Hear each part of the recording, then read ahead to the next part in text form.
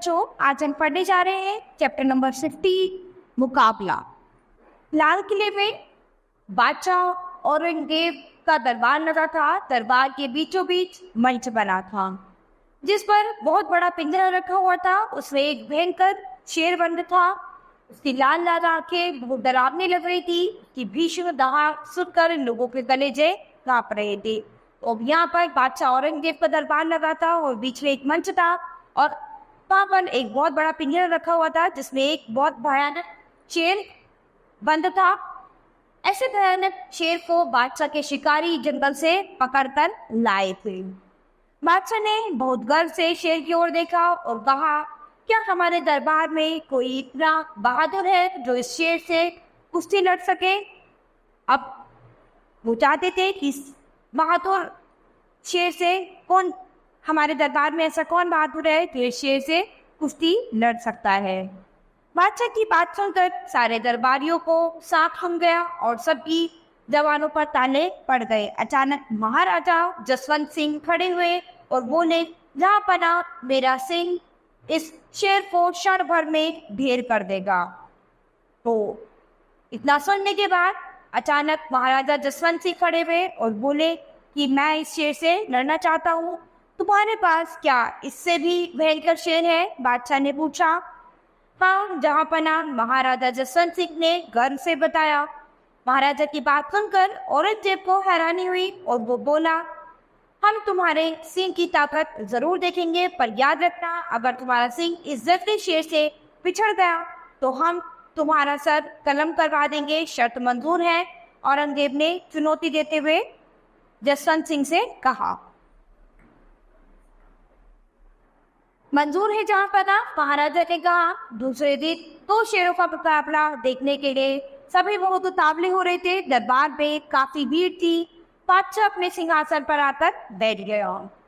तभी महाराजा बेहद शान से दरबार में आए। सभी लोग यह देखकर आश्चर्यचकित थे कि महाराजा के आदमी पिंजरा लेकर नहीं आए थे।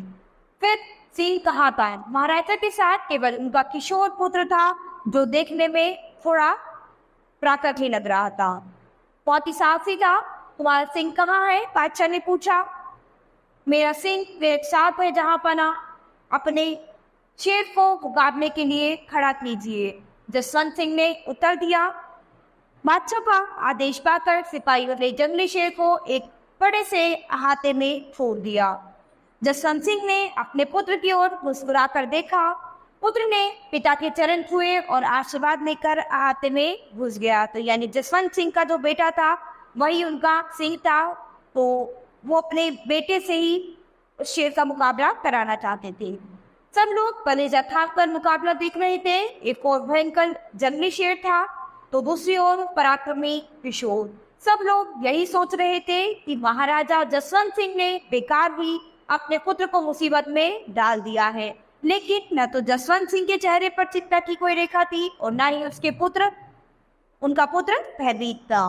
तो सभी लोग सोच रहे थे कि जसवंत सिंह ने बिना वजह ही अपने पुत्र को मुसीबत में डाल दिया है। लेकिन जसवंत सिंह के चेहरे पर कोई भी शिकन नहीं थी और उनका पुत्र भी डरा हुआ नहीं था। शेर दहाड़ कर आगे बढ़ा, पर एक तेजस्वी किशोर को अपनी ओर बिना भयभीत होते हुए देखकर पीछे हटने लगा।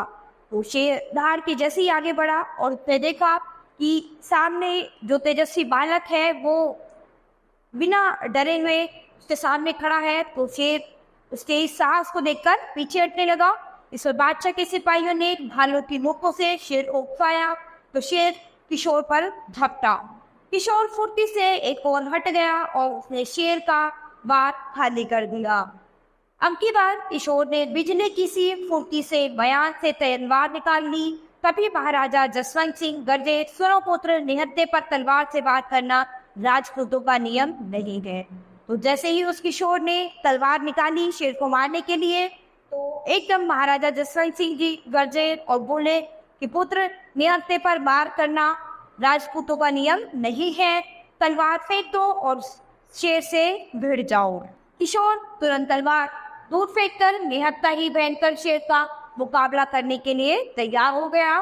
शेर जोर से गरजा और अपना विशाल मुंह फाड़कर किशोर पर टूट पड़ा। ये देखकर किशोर के चेहरे पर दृढ़ता हो गई। इसे फुर्ती से शेर के दोनों जबड़ों को अपने हाथों से कसकर पकड़ लिया। शेर तिलमिलाने लगा। किशोर की पकड़ से छूटने के लिए उसने पूरा जोर लगाया, पर उसकी एक न चली। यानी उस किशोर ने उसका मुंह इतनी तेज से पकड़ लिया कि वो शेर जो था वो उससे अपना मुंह छुटा नहीं पाया। यह पकड़ तो फौलादी राजपूत किशोर की थी। यानी ये जो पकड़ थी एक फौलादी राजपूत किशोर की थी, इतनी आसानी से नहीं छूट सकती थी। किशोर के हाथों की पकड़ मजबूत होती गई। शेर बेबस होकर दहाड़ता रहा। उस तेजस्वी किशोर ने शीघ्र ही शेर के जबड़े फाड़ दिए। शेर ने तड़प तड़प कर वहीं दम तोड़ दिया।